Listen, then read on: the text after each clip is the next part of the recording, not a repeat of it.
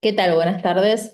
Soy la doctora Alejandra Mortoro, médica especialista en psiquiatría, y la charla de el día de la fecha corresponde a las diferentes sugerencias para poder aportarles los cuidadores y que estos puedan afrontar diferentes problemáticas, no solamente en lo que es la comunicación, sino también problemáticas para poder adaptarse a distintas actividades.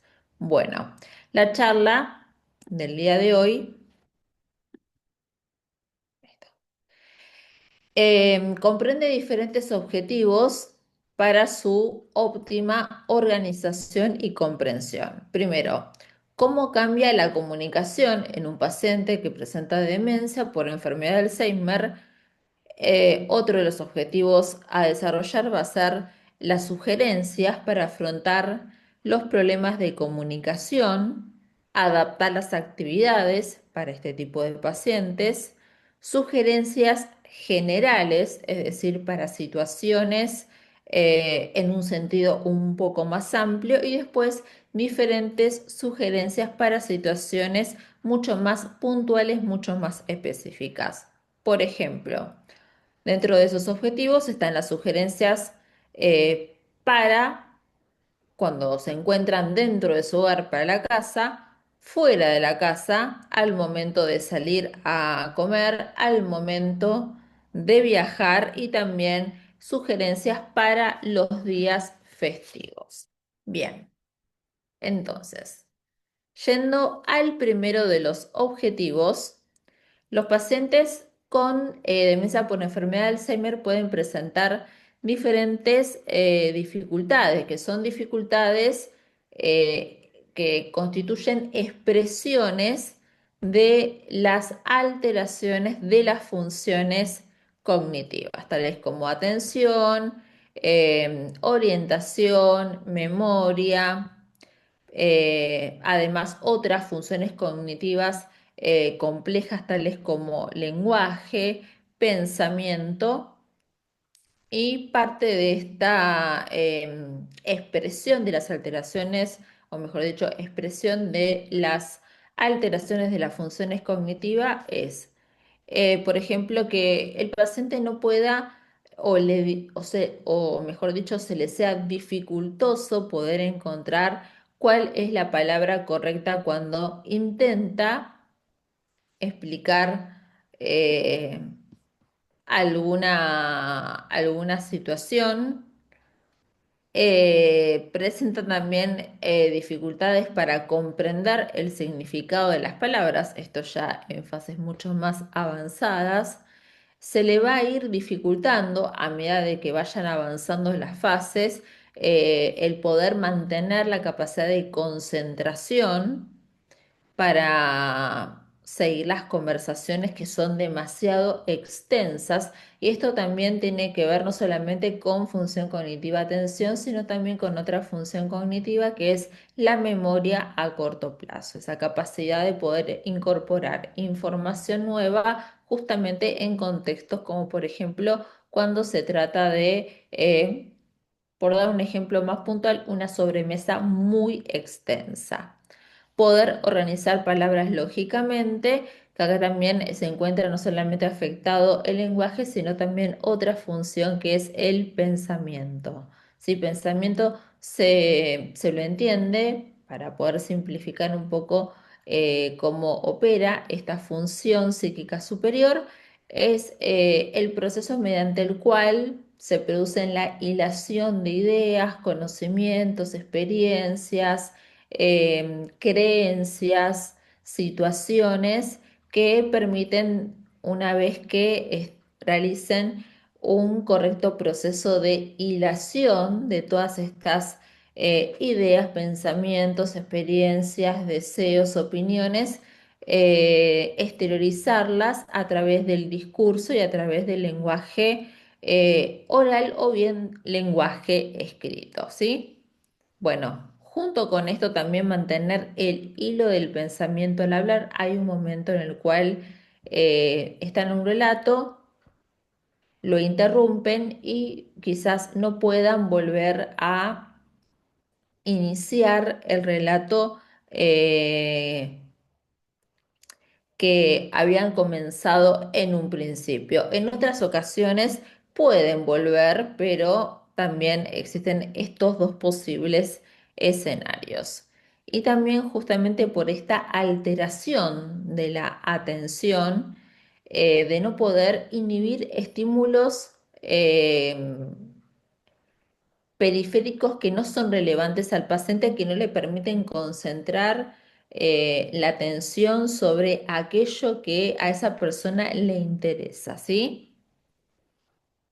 Esto es lo que se llama lo que es la atención de tipo voluntaria, cuando uno presta atención a lo que realmente está guiado por el deseo, por la intencionalidad. Y nosotros lo podemos hacer por más que estemos en una situación donde tengamos un vecino que esté hablando, que esté discutiendo, que tenga música alta o que estemos escuchando desde la ventana todos los ruidos urbanos. Nosotros podemos concentrarnos, por ejemplo, en hacer el trabajo. Cuestión de que esto no ocurre, esta capacidad para poder inhibir estímulos periféricos que no son relevantes, que, bueno, presenta un nombre, inhibición frontal, no la presentan este tipo de pacientes. Que también es, como dato, no lo presentan estos pacientes, que son pacientes en edad avanzada, pacientes que presentan una patología neurodegenerativa y también esto ocurre, pero por falta todavía de desarrollo, falta de madurez del sistema nervioso en el otro extremo opuesto de la vida, ¿sí? En los bebés y sobre todo bebés y niños hasta los 6 años de edad. Bien, continuando.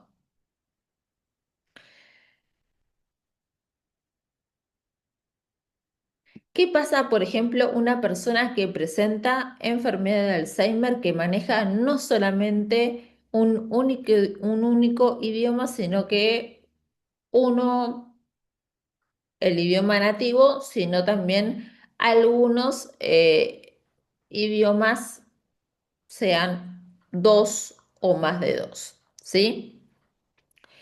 La persona puede olvidar o puede dejar de comprender o puede dejar de manejar ese idioma que posteriormente adquirió en algún momento de su vida, si este no es el idioma nativo y es un idioma aprendido, es un segundo idioma que la persona pudo adquirir y pudo manejar, ¿sí?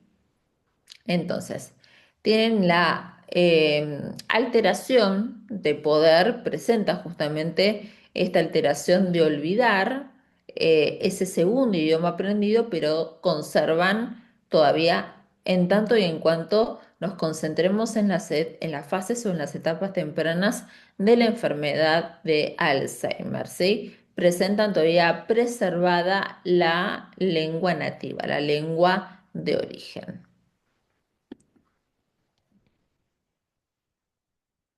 Bien, otro punto es cómo, como el cuidador o como la red social, familiar y o social del paciente, cómo puede ayudar a ese paciente que es consciente de que está perdiendo justamente la memoria. En las etapas más más tempranas de la enfermedad, el paciente presenta conciencia de enfermedad, tiene percepción, tiene autopercepción de los síntomas que presentan, por ejemplo, se olvidan dónde dejaron las cosas y esos síntomas son conscientes por parte del paciente. Con lo cual, justamente esto eh, que tiene una denominación que es la anosognia, que es la capacidad que tiene un ser humano, un individuo, de poder identificar que presenta una determinada sintomatología y que esa determinada sintomatología es producto de la adquisición de una patología. Bueno, en estos casos, en las etapas tempranas, esta capacidad, más allá del nombre técnico, que es cuando el paciente percibe y se autopercibe como que está padeciendo justamente un síntoma y que ese síntoma seguramente es resultado de que a nivel del sistema nervioso, en este caso a nivel del sistema nervioso, hay alguna estructura que no está funcionando correctamente y que esto puede estar encuadrado dentro de un trastorno. Bien.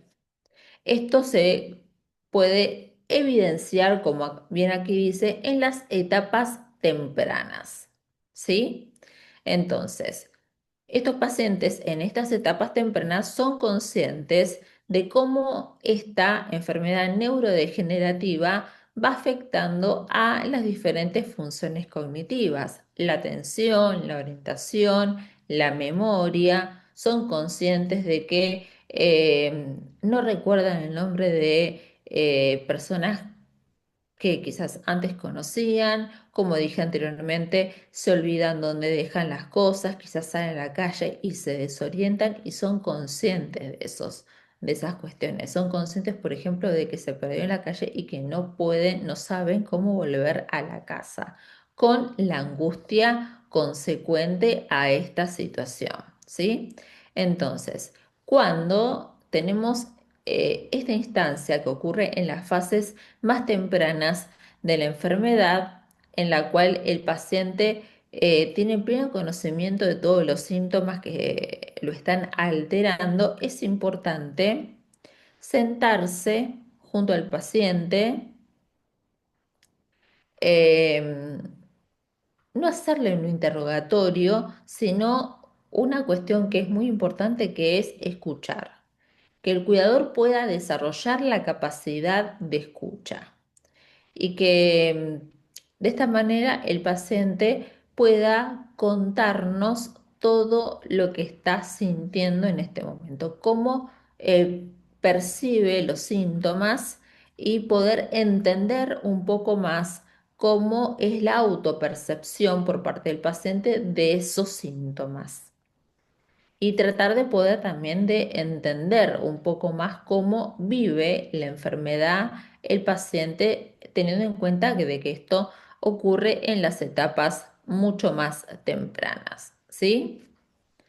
Porque esto es una cuestión de que el paciente, cuando ya comienza a notar que algo le está sucediendo, va a tener la necesidad de tener que expresarlo, compartirlo en primera instancia con lo que es su familia nuclear de origen, las personas más allegadas, porque esto le ocasiona justamente angustia, miedo y necesita alguien justamente con esta capacidad de escucha que lo pueda ayudar.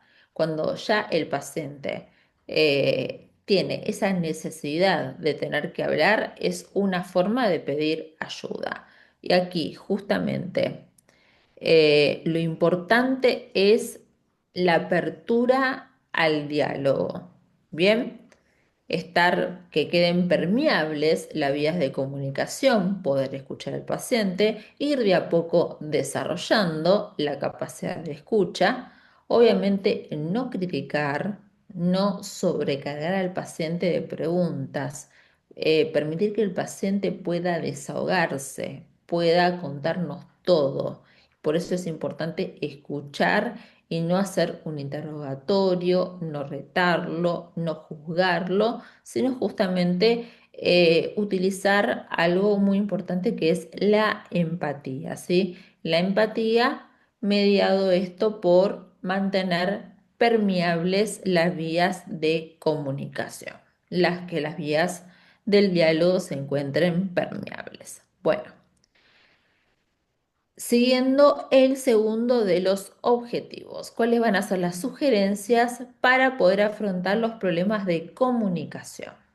Bien, ahora vamos a ver que también, como está afectado el lenguaje, vamos a ver que el paciente en las etapas, a medida de que se van sucediendo las diferentes etapas, hay diferentes formas en que un paciente con este tipo de demencia puede hacernos comunicar cosas que no sea estrictamente a partir del lenguaje escrito y el lenguaje oral, ¿sí? Acá, como bien dice, es totalmente fundamental poder contactar con el paciente, ¿sí? En el sentido justamente de no poner una barrera por tratarse de una situación compleja, esto por parte del cuidador, ¿sí? No poner ningún tipo de obstáculo, velo, justamente para como mecanismo de defensa, como mecanismo de negación, porque es una situación bastante compleja, sino que es justamente contactar con el paciente, escucharlo sin juzgar, escuchar todo lo que nos tenga que decir, el tiempo que lleve, el tiempo que demande justamente esa capacidad y ese periodo de escucha. También hay que tener en cuenta otra cuestión que es el lenguaje, tanto oral como, mejor dicho, el lenguaje verbal como el lenguaje no verbal, ¿sí? Vamos a ver, ¿cuál es el tono de voz? Si tiene un tono de voz que es angustioso, el volumen, si el paciente está muy enojado, muy irritable por todos los síntomas que es consciente, todos los síntomas que ese paciente tiene pleno conocimiento, que está padeciendo, que le puede provocar irritabilidad, que se encuentre mucho más iracundo, que se encuentre mucho más enojado, o bien un volumen mucho más aplacado, un volumen que nos hable de un tinte más depresivo o también un tinte un poco más de angustia. También todo lo que es las expresiones faciales, lo que es obviamente, como se dijo anteriormente, el lenguaje no verbal, ¿sí? Quizás presente una mirada que denote preocupación, eh, ojos llorosos, personas que están manifestando angustia, la manifiestan angustia a través del lenguaje no verbal y no a través de contarnos cuáles son los motivos que lo están angustiando. Por eso también es importante le sumamos a la capacidad de escucha, así como también la capacidad de poder observar al paciente, observar ese lenguaje no verbal, ¿sí? Obviamente que no tenemos que adoptar ninguna actitud de estar enojados, estar eh, cansados por la situación. Siempre hay que tratar de tener sobre todo paciencia, adoptar una actitud que sea de compartir un momento con ese paciente que nos está tratando de transmitir algo, ya sea por lenguaje verbal o lenguaje no verbal, ¿sí? Siempre mantener una actitud cálida para aquel cuidador que no tiene una actitud cálida, no tiene una actitud tierna ya por naturaleza, ni tampoco una actitud amorosa, con tal de permitir ese espacio, que se mantenga permeable la vía del diálogo y que el cuidador sea cuidador externo, sea cuidador perteneciente a la familia.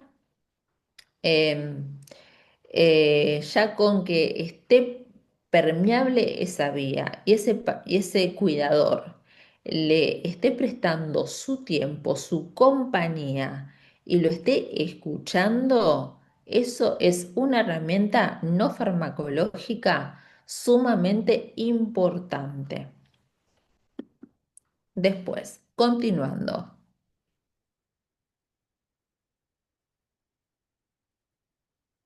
Obviamente que es importante que en esta capacidad de escucha, esta capacidad de estar percibiendo a ver qué nos cuenta el paciente, eh, que el paciente pueda participar lo más posible, por supuesto, tener en cuenta qué es lo que más le preocupa, cuáles son las inquietudes más importantes del paciente, incluso si para nosotros, para el cuidador, mejor dicho, es bastante difícil poder escuchar esas inquietudes de la persona por la angustia y justamente por el dolor que conlleva tener que escuchar a una persona muy allegada a nosotros, a un familiar muy querido por nosotros que esté manifestándonos síntomas que le van a dificultar el día a día, ¿sí? Bien, siguiendo con ahora el tercer, no, sigue todavía. Bueno, entonces, ¿qué pasa con uno de los síntomas más frecuentes de los pacientes con demencias? En general, en este caso, con demencias de enfermedad de Alzheimer. Van a ser justamente la agresividad, el paciente va a estar bastante agresivo, bastante irritable, iracundo, sobre todo durante lo que es la noche, ¿sí? Hay que ser bastante pacientes con respecto a esto, no ponerse a discutir, no contrariarlo. El no contrariar al paciente no es lo mismo que darle la razón.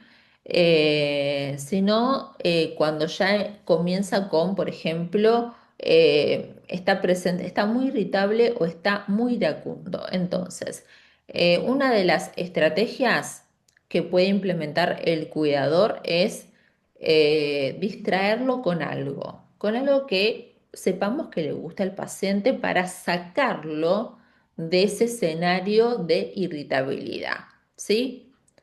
Por ejemplo, bueno, acá da uno, pero ofrecerle escuchar una música que es de su agrado, que nosotros sabemos que le gusta. Que eso también forma parte de la memoria a largo plazo, que es la última que se pierde, ¿sí? Ponerle, por ejemplo, una música que le gustaba en su juventud, quizá esto va a tender a que ese comportamiento iracundo pueda servir como distracción y pueda mermar. Y después, si esto no funciona y obviamente el cuidador siente frustración, eh, hacer una pausa y después probar con otra distracción, ¿sí? Bien. Y también parte de lo que es ser paciente cuando nosotros hacemos este tipo de estrategias, hay que tener en cuenta de que quizás la respuesta del paciente no sea inmediata, ¿sí? Hay que tener también paciencia para que el paciente responda. También, otras cuestiones. Es importantísimo, esto tanto para los cuidadores, también se extrapola para los médicos que seguramente habrán escuchado médicos que hablan delante del paciente en relación a todos los síntomas que presentan y muchas veces esos síntomas tienen una terminología demasiado compleja que puede llegar a confundir al paciente y el paciente puede interpretar que está padeciendo algo sumamente grave.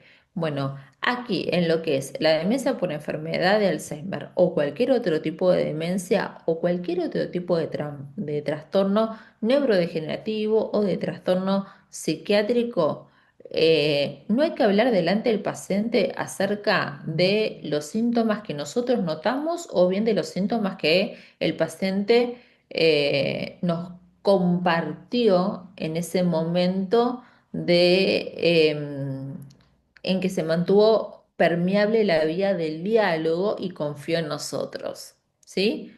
Otra cuestión, tratarlo normalmente, no utilizar un lenguaje infantil. No es un niño, es una persona adulta que está con síntomas y hay que tratar de preservar la autonomía de esa persona lo más posible. Así que el lenguaje infantil y mucho menos la voz de bebé no son estrategias asertivas, ¿sí?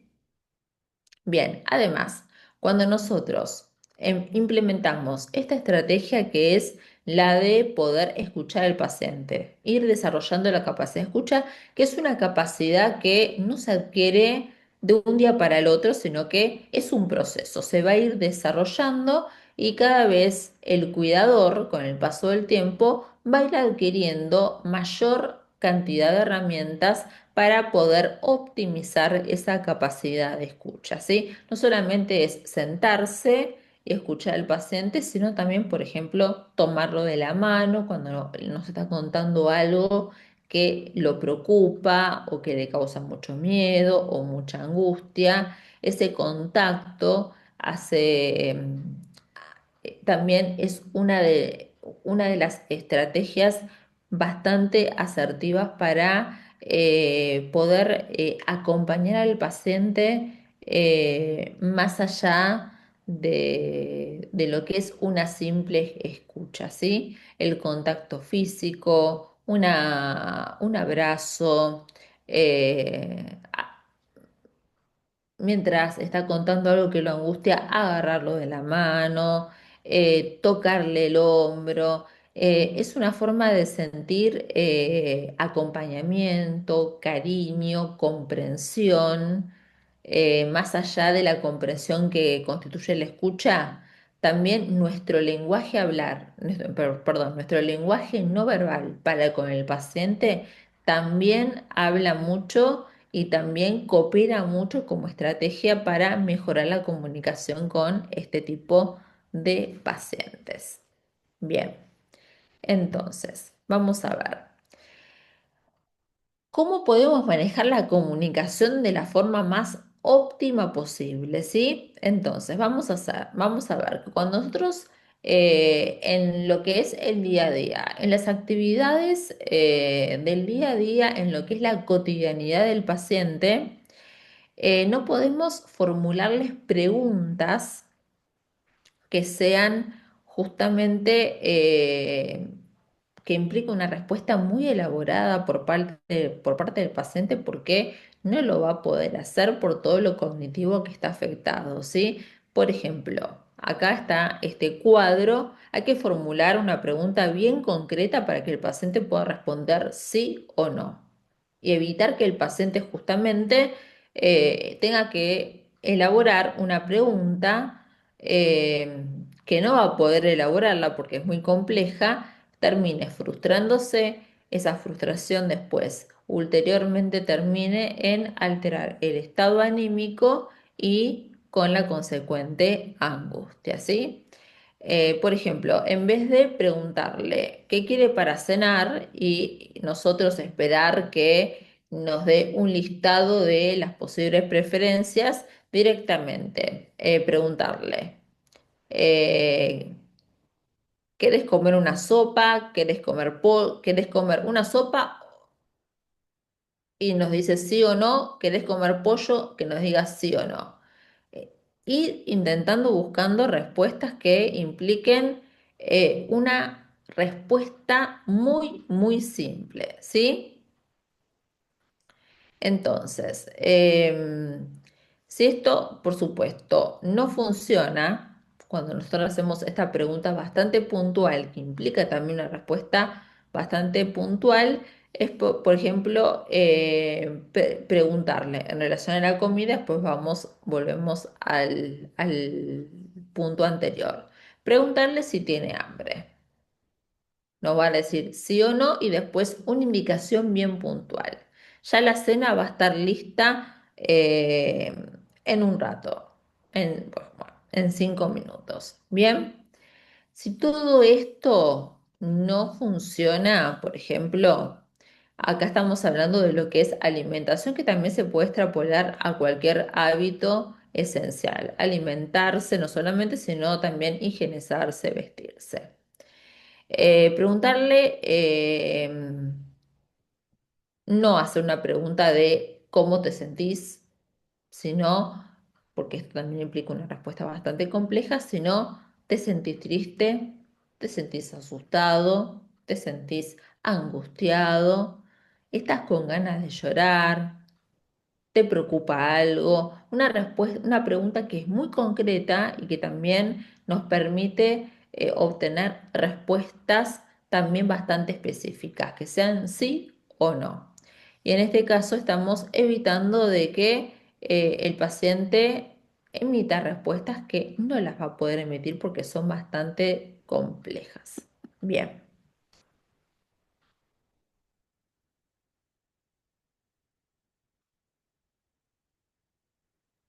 Bien, después, la comunicación no verbal es sumamente importante, ¿sí?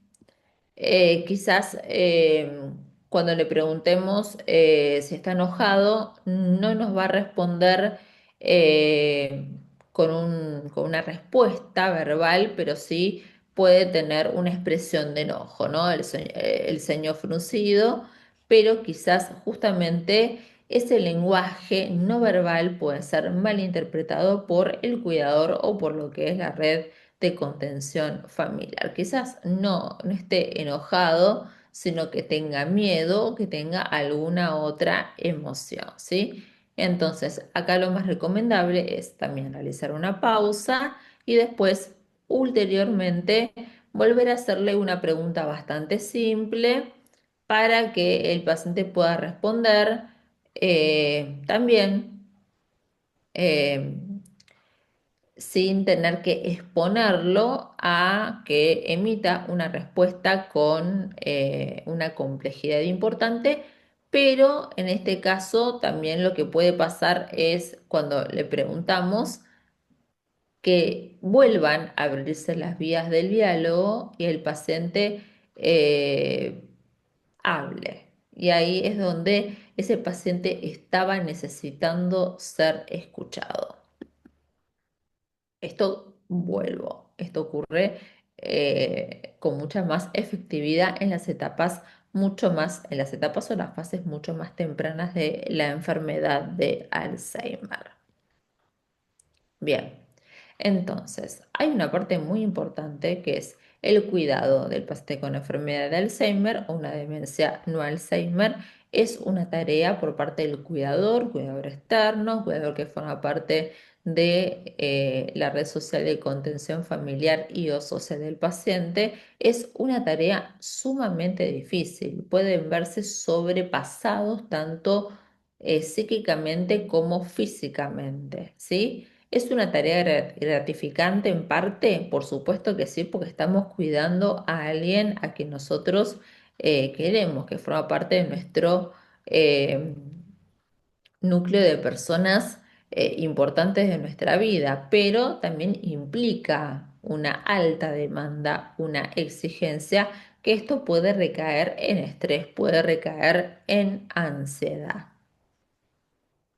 Entonces, cuando se llegan a estos puntos de estrés y de ansiedad, es importante que el cuidador pueda hacer una pausa para él mismo, pedir ayuda, terapia, hablar con el médico tratante del paciente que haga una derivación correspondiente.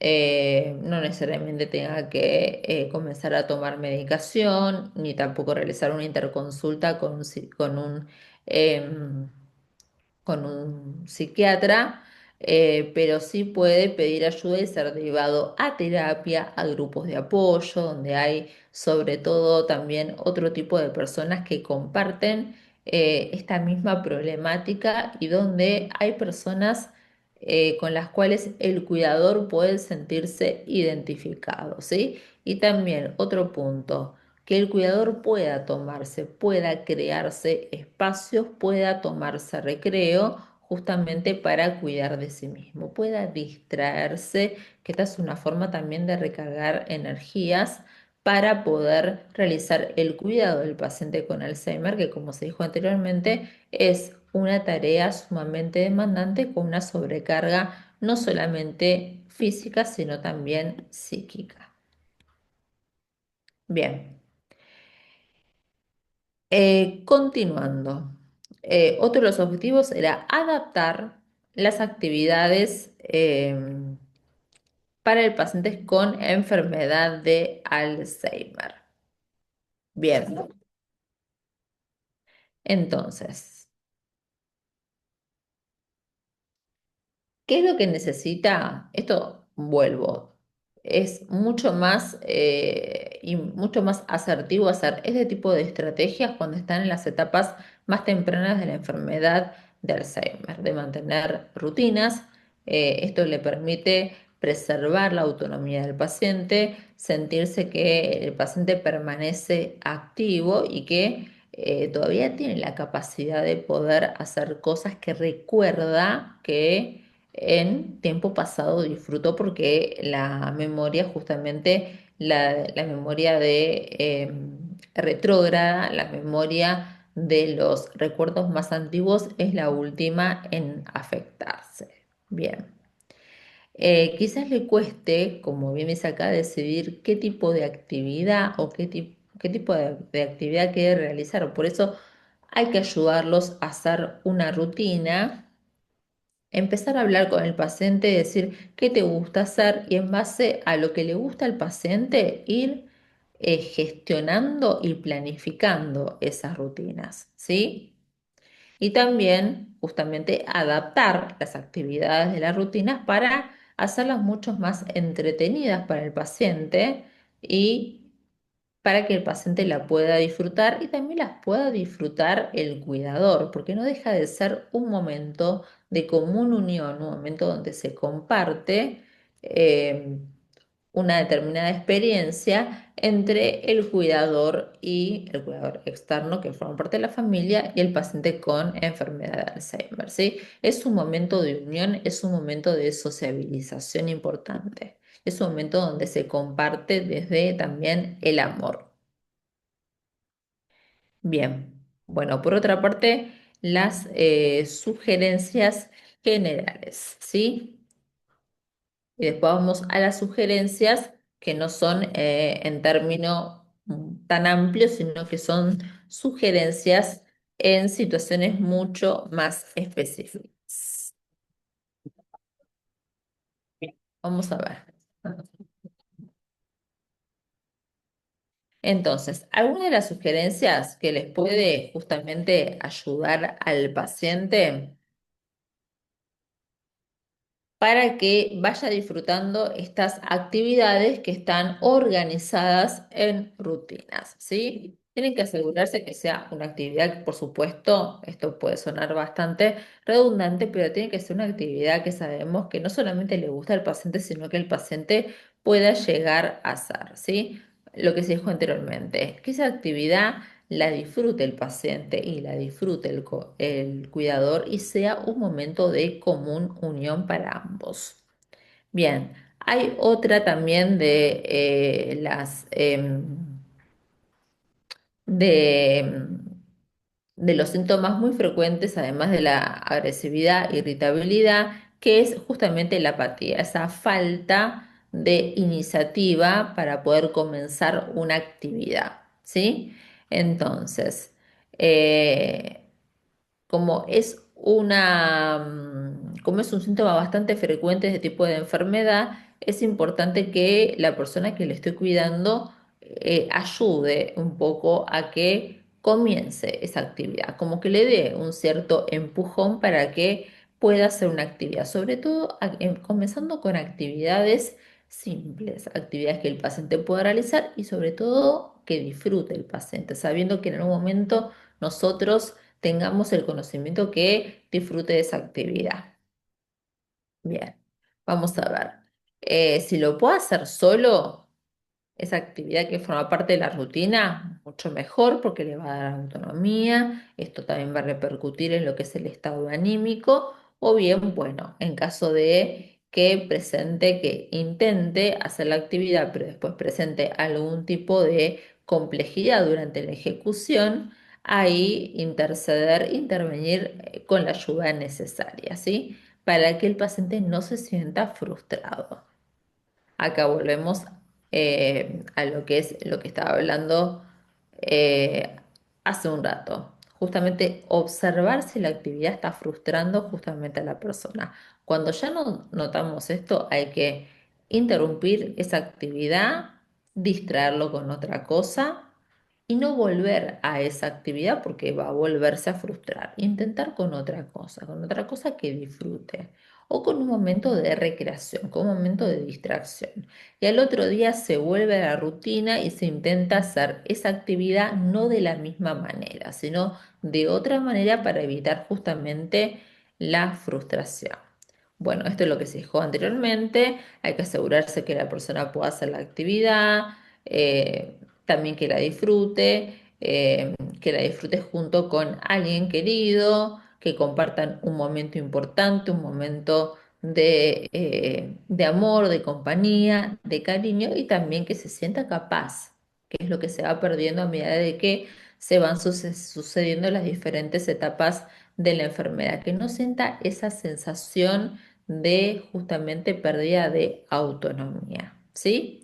Entonces, si la persona se le está armando, si el cuidador arma una rutina con una serie de actividades, que son actividades que el paciente pueda realizar, que el paciente disfrute y además también que el cuidador disfrute, pero que la persona no se pueda incorporar a esa actividad, no insistirle, ¿sí?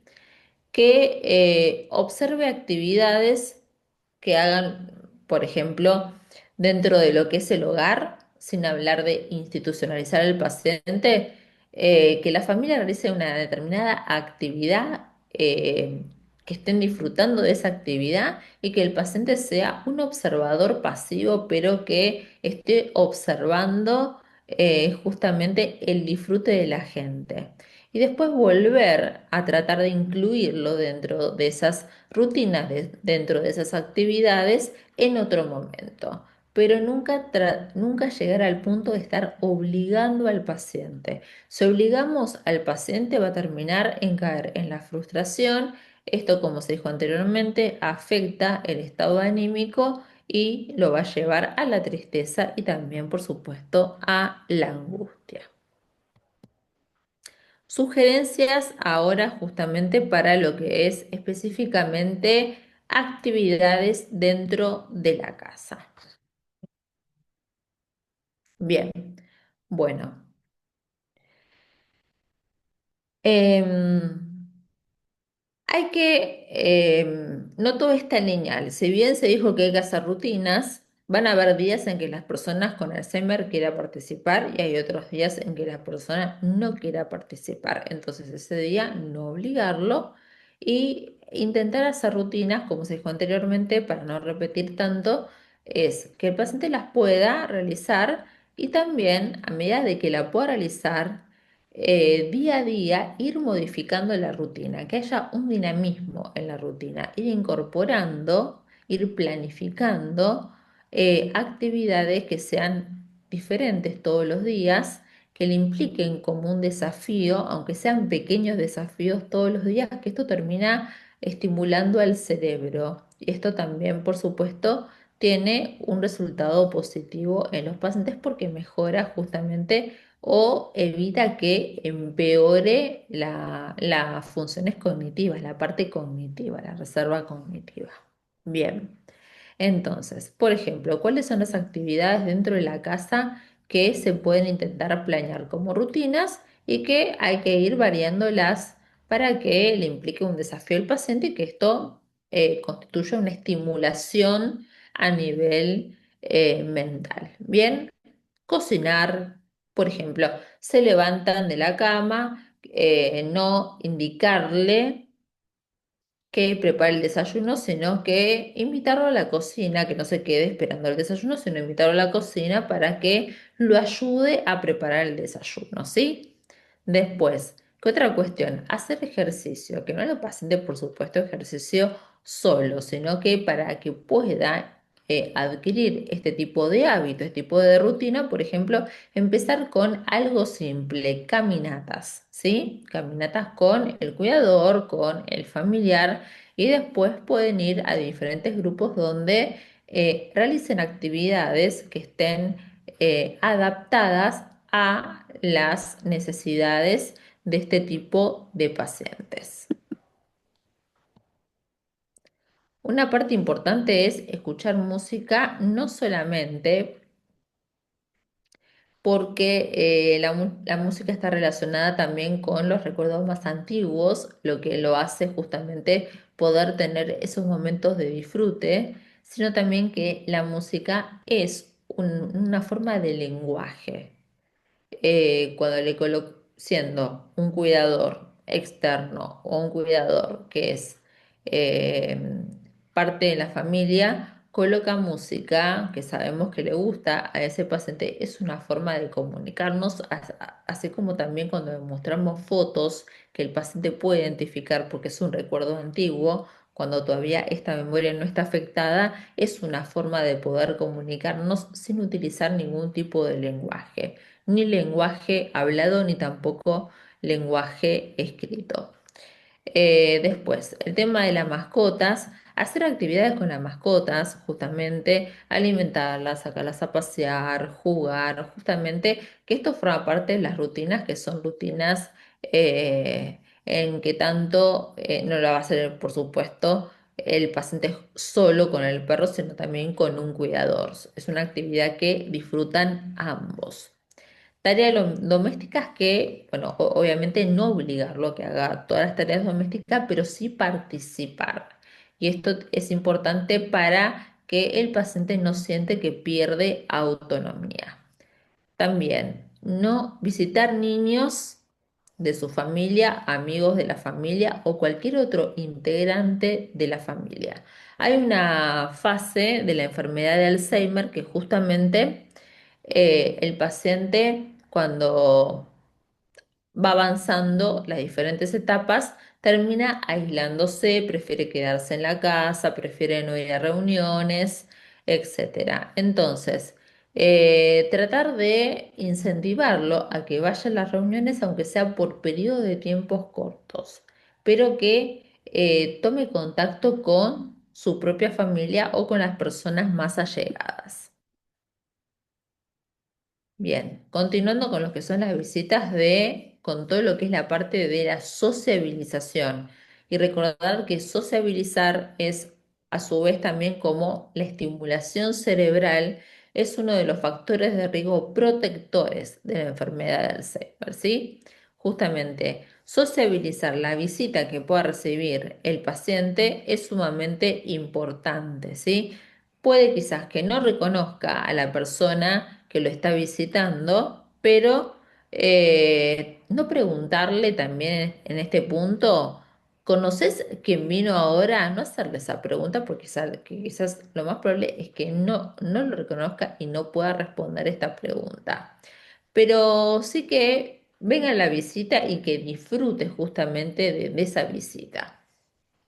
Bien, también esa persona que viene de visita, trata de explicarle en qué consiste la enfermedad, cómo va modificando justamente al paciente esta enfermedad, para que tampoco haga preguntas invasivas, preguntas inoportunas, que vayan a ser contraproducentes para el paciente, ¿sí? Importante, afecta la enfermedad el comportamiento, afecta la personalidad, los pacientes se ponen más irritables, más iracundos, mucho más agresivos, así que hay que tratar de tener mucha paciencia, siempre comenzar gradualmente con las actividades, con las rutinas y también lo más importante es no frustrar al paciente, ¿sí? Que pueda hacer hasta lo que pueda hacer, que pueda responder hasta lo que pueda responder. Cuando le hacemos unas preguntas, no hacerle preguntas tan complejas que impliquen respuestas complejas, ¿sí? Porque, como dije anteriormente, todo lo que el paciente no puede hacer va a terminar redundando en frustración, alteración del estado de ánimo, angustia, irritabilidad, enojo y no la tranquilidad del paciente y no las estrategias que permiten justamente mejorar la autonomía del paciente y sentir que tiene una mejor calidad de vida y que esa calidad de vida no se va deteriorando. Sugerencias ahora específicamente para diferentes contextos que pueden ocurrir fuera de la casa. Bien, entonces, en las etapas tempranas, como se dijo anteriormente, el paciente puede disfrutar de actividades fuera de la casa, ¿sí? Por ejemplo, paseo, un paseo con el acompañante terapéutico, el cuidador externo, con la red social y o familiar, es importante que el paseo no sea, cuando salen a la calle, que sean salidas cortas, ¿sí? Empezar con salidas cortas, por ahí ir aumentando la duración de la estadía a medida de que el paciente se sienta cómodo, ¿sí? Ir a lugares que disfrute tanto el cuidador y que el cuidador sepa que sea un lugar que el paciente le gusta, ¿sí? Y justamente lo que dije anteriormente, tratar de no hacer paseos muy largos para evitar que el paciente termine cansado o evitar obligarlo a hacer una actividad que sabemos que no la va a poder llevar a cabo, ¿sí? Sino un paseo corto, el paciente se siente que está preservando su autonomía y esto va a mejorar su estado anímico. Bien. Paseos y salidas, bueno, a lugares en donde les guste, donde nosotros, o donde el cuidador, mejor dicho, o la red social familiar, sepa que el paciente le gusta, ¿sí? Un restaurante, un café, un teatro o un museo o una plaza o cualquier tipo de salida que nosotros sepamos que el paciente va a disfrutar, ¿sí? Pero bueno, en principio que sea de corta duración la salida. Para salir a comer sugerencias, ¿sí? Estas son las que son sugerencias fuera de la casa. Vamos a ver. Puede ser, por ejemplo, ir a comer afuera es una experiencia satisfactoria para la mayoría de la gente, pero este tipo de pacientes puede implicar algún tipo de reto, ¿sí? Entonces, hay que antes, eso también pasa con los viajes, antes de salir a comer afuera, así como también antes de salir de viaje, hay que hacer un plan, ¿sí? Un plan con pasos, esos planes deben incluir pasos realistas, pasos que se puedan realizar y pasos que adelanten, anticipen, mejor dicho, posibles problemas, ¿sí? Entonces, algunas sugerencias puede ser elegir, por supuesto, como se dijo anteriormente, al igual que el lugar de donde el paciente quiera pasear, ir a un lugar para ir a comer que sepamos que al paciente le guste, ¿sí? Que sea tranquilo, ir averiguando cuál es el horario donde está menos concurrido, donde hay menos gente, en donde se sienta cómodo. Y también otra cuestión es los hábitos esenciales. Tratar de ir a una mesa donde esté cerca del baño, eso también para anticiparnos a los posibles problemas. Y en caso de que ya se encuentre muy cansado el paciente, considerar ya que esa salida a comer finalizó y retirarse y después hacer otro tipo de salida, quizás un poco más larga, o bien que la salida siempre se adecue a la comodidad y la necesidad del paciente. Bueno, esto es lo que dije anteriormente. Después, ayudar también a cómo pide el paciente con enfermedad de Alzheimer la comida. No va a estar leyendo la carta y por sí solo va a explicar cómo quiere la comida que pidió y cómo quiere que sea emplatada. Esto no va a suceder. Entonces necesita de una persona que lo esté ayudando, ¿sí? Sobre todo los menús, si hay alguna foto de ese plato, es ¿esto te gusta? Y se vuelve a lo de antes. Hacerle una pregunta bien puntual para que la respuesta también sea puntual, ¿sí? Bien. Después, otra cuestión justamente que está puesta en esta tercera oración es no obligar al paciente que tome bebidas o que coma de más, ¿sí? Que tome y que coma hasta donde hasta que encuentre la saciedad. Y después ordenar algo de entrada para distraer a las personas con Alzheimer. Esto es en caso de que esté entrando en un restaurante cuando salen a comer y se encuentran un poco nerviosos, ansiosos. Esto puede ayudar esta estrategia junto con la comunicación, junto con hablar con el paciente, junto con distraerlo, a que se sienta mucho más cómodo, ¿sí? Y también a que salga de la casa y no entre y no esté tan ensimismado, que no tampoco se encuentre tan aislado. Sugerencias justamente al momento de viajar, ¿sí? Bueno, también pasa lo mismo con lo que es la salida para ir a comer, que es para cualquier persona un evento placentero, pero en los pacientes con enfermedad de Alzheimer puede también esto constituir un desafío, un reto, ¿sí? Porque puede esto empeorar las funciones cognitivas. Puede que se desoriente aún más, puede que también se afecte aún más la memoria, la atención. Entonces, ¿cuáles podrían ser las estrategias que utilice el cuidador? El viaje tiene también que tener una planificación con una serie de pasos, ¿sí?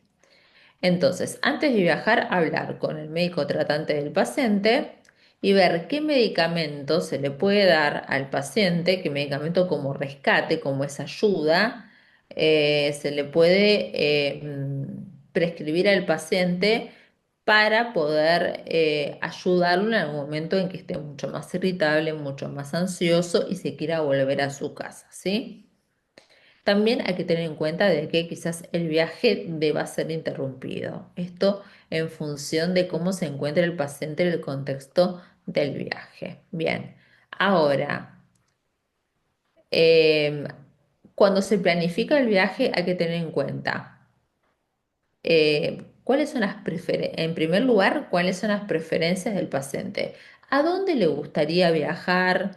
¿Por qué medio se siente más cómodo viajar?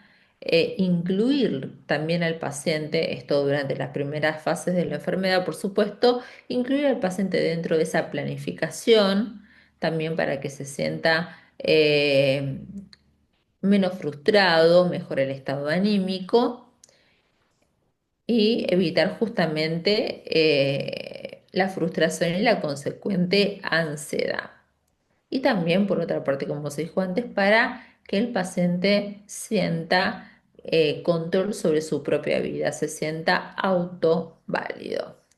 Bueno, después, otras cuestiones es llevar ropa extra por si pasa algún imprevisto y también artículos, así como tenemos una medicación de rescate, artículo de rescate por si el paciente está muy irritado, muy irritable, muy iracundo, llevarle algo que sea un recuerdo que él lo reconozca y que lo ayuda también a tranquilizarse, ¿sí? Bien.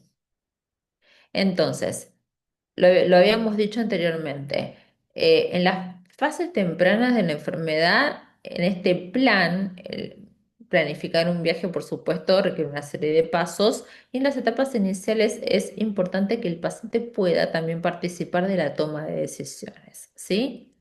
Obviamente, si esto le causa ansiedad, ir ayudándolo. Bien, como todo lo que es también la estrategia de la casa, que era establecer rutinas sin exigir mucho al paciente, acá pasa lo mismo. Es un plan con una serie de pasos que no hay que tampoco planificar muchas actividades. Empezar por pocas y si el paciente está cómodo, ir aumentando un poco más en tanto y en cuanto el paciente la disfrute, ¿sí? Bien, hay que tratar que durante el viaje mantener los horarios de comida que el paciente mantenía mientras estaba en su casa, esto para evitar que se desoriente mucho más también. Esto ya también ya se dijo que el viaje puede aparecer alguna eventualidad que haya que suspenderlo antes de lo previsto. Y cuando la persona, esto no solamente cuando la persona con enfermedad de Alzheimer sale de viaje, sino cuando está dentro de la casa, que quizás en un descuido sale a la calle y es necesario que tenga una pulsera, un brazalete, un dije, donde esté identificado para que justamente en caso de que se extravíe por falta de orientación, por falta, mejor dicho, por alteración de la función cognitiva, alteración, el paciente va a estar desorientado y no va a poder volver por sus propios medios, pero justamente estos accesorios, brazaletes, pulseras, dijes, que tengan los datos del paciente que permitan identificarlos, son de suma ayuda. Sugerencias, por último, para los días festivos, ¿sí? Bien, esto puede ser los días festivos para lo que es la población general, también suelen ser días bastante especiales, sobre todo son especiales para los pacientes con enfermedad de Alzheimer que muchas veces no comprenden justamente eh, el contexto del festejo. Quizás aparezcan personas que el paciente no reconozcan. Entonces, vamos a ver cuáles van a ser algunas de las estrategias que podemos implementar en estos días festivos, ¿sí? Bueno, primero entender, y esto pasa primero por lo que es la red social familiar, social, por los cuidadores, de las cosas justamente que esta festividad, que la dinámica de la festividad ya no va a ser la misma porque el paciente ya no es el mismo. Importante ser realista en cuanto a estas cuestiones, ¿sí? También otro punto importante, respetar y mantener las tradiciones que nosotros conozcamos de ese paciente con enfermedad de Alzheimer, ¿sí? También, ¿en dónde se realiza esa festividad?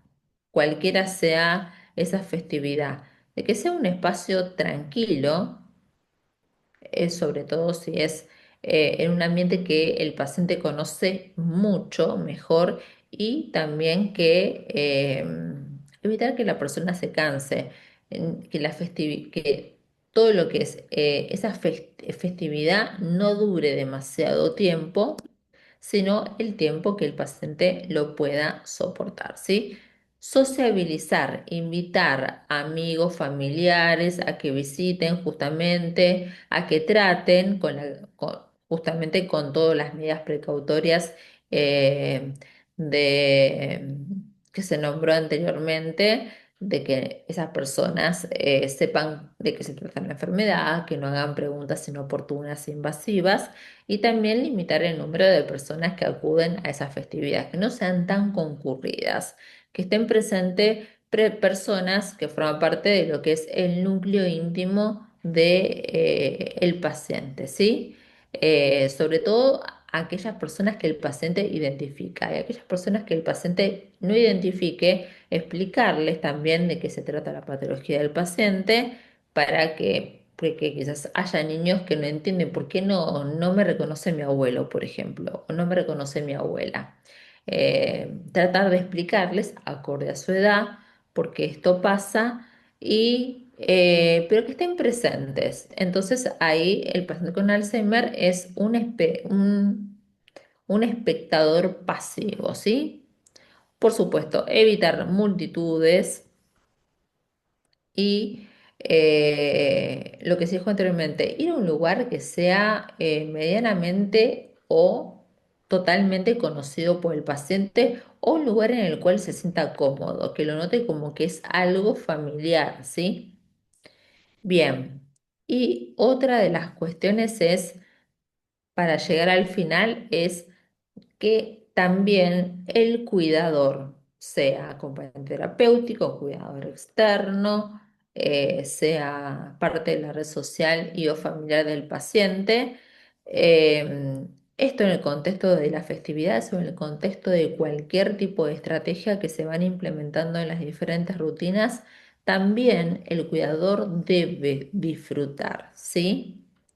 Y cuando está a cargo justamente del paciente con enfermedad de Alzheimer y cuando ya ese cuidador tiene que estar atento, tiene que escuchar a su cuerpo, tiene que escuchar a su mente y cuando ya siente esa sobrecarga física, sobrecarga psíquica, ese estrés, ese cansancio, esa ansiedad, esa sensación de ya no doy más, eh, acudir a un relevo, pedirle, hacer rotación, pedirle que otro familiar se haga cargo de el paciente y de esta manera ese cuidador pueda descansar o bien pueda descansar no durmiendo, sino también descansando, disfrutando de justamente, como estamos acá en el último de los objetivos, disfrutando de la festividad.